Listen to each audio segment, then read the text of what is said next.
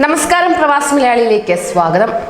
Saudi ഭരണാധികാരി Salman bin Abdul അസീസിനെ ആശുപത്രിയിൽ പ്രവേശിപ്പിച്ചതായി report.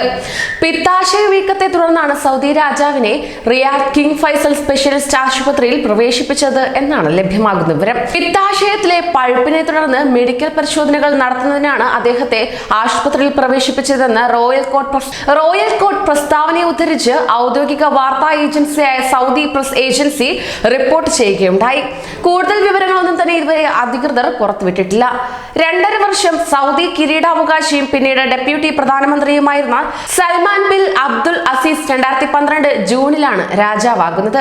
50 വർഷത്തിലേറെ കാലം റിയാദ് മേഖലയുടെ ഗവർണറായും സേവനമനുഷ്ഠിച്ചിരുന്നു.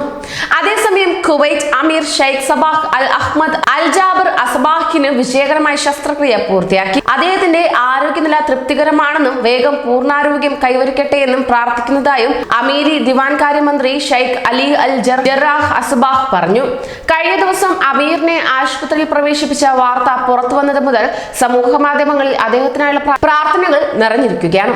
സ്വദേശികളും വിദേശികളും പ്രിയപ്പെട്ട ഭരണാധികാരിക്ക് ആയുരാരോഗ്യ സൗഖ്യം നേരുകയും ചെയ്തു.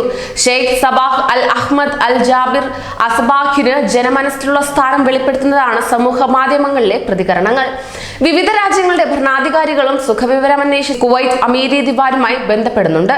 കഴിഞ്ഞ ദിവസം ഭരണഘടനാപരമായ അമീറിന്റെ ചില അധികാരങ്ങൾ താൽക്കാലികമായി കിരീടാവകാശി ഷെയ്ഖ് നവാഹ് അൽ അഹ്മദ് അൽ ജാബിർ അസ്ബാഹിന് കൈമാറുകയും ചെയ്തിരുന്നു.